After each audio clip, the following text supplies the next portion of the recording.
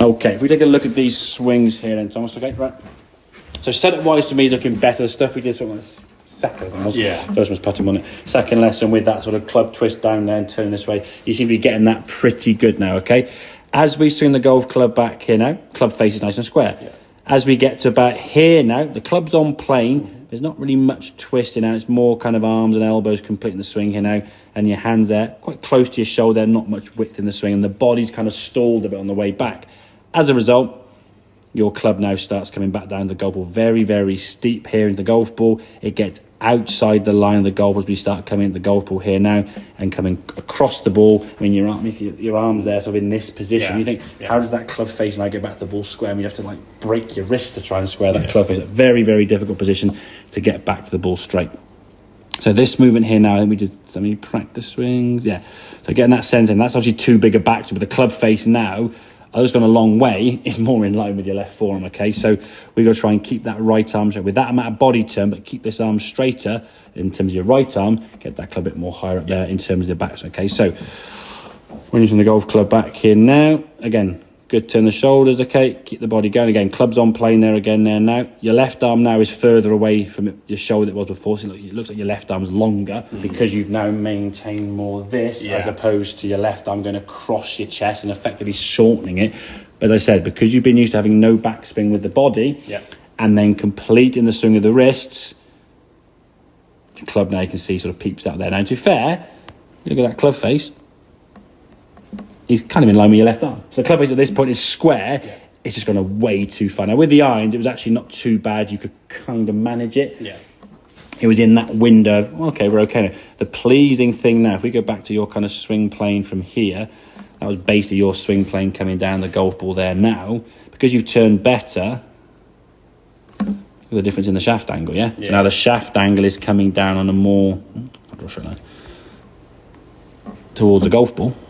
Whereas this one, there's a lot more on plane. And again, what we want to see now is the arms and the club just track that yellow line down to the golf ball, which we watch this here now.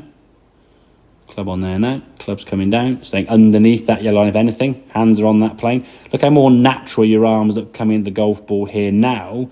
The club face doesn't have to square it because you've kind of got it square anyway. And it can start on the left-hand side a little bit left and just keeps going left. Whereas you look at your arms in the golf ball here now, I mean, your wrist kind of looks a bit kind of like awkward there. And you're trying to manipulate the club face. And then you're forced to try and square the club or change your path, which is what you tend to do to get the ball from going over here somewhere, And again, and through the golf ball, obviously a good movement through the golf ball, which you do in any case. So getting that sensation that the body's completing the swing, and again, as a feeling, pushing that right arm as far away as you possibly can. Make some swings. I know it's not your strong hand, but hold the club in your right hand, turn the chest and get that right hand as high as you can, Really feel like you're pushing that right arm away. And then in some ways, try and put your left hand up there. What you'll have to do is feel as though your left arm actually, to move it up there, your shoulder will have to move probably more, and that will encourage you to sort of get into that position. So your body is moving more effectively. So in an ideal world, the body's going to rotate there and we'll get the arms up kind of up here nice and high because you've moved your body better. I think there's an element obviously in the winter we're colder. I mean, if you think when you come to the golf course this time of year now, you can barely do your shoelaces up, can you? I mean, your hands are bowls are freezing cold. Even don't kind of text on your phone, you're like, ha. So the whole body sort of is cold and not going to be as efficient. So those things are going to sort of make it harder. So you can't turn as well. On the golf course, we get a bit edgy and a bit nervous. We don't want to go so far. We saw with a hybrid there, it's going to be bad, so I'll just go less so you don't turn as much. And now the club's got to kind of complete the swing with the arms and the elbows, as we see. And if you're losing yardage, take a bit of a longer movement there. So it's all these things that add up together, and it didn't take a lot before the game starts spiraling downwards. You start off quite nicely and pretty good, bogey, and then off we go down there. So getting that sensation, that body's moving more. It's now sort of controlling that club. Again, in a practice swing, the club should be going much more than where it is here.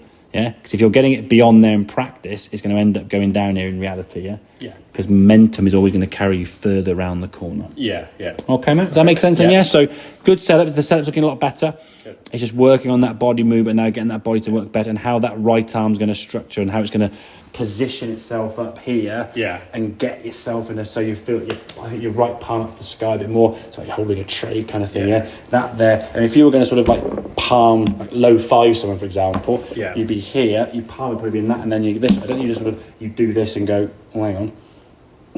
How do I? You couldn't get your hand back to the goal to the impact. Okay, so and that's the thing, and that's why the fielder need to try and square the club face up. Yeah.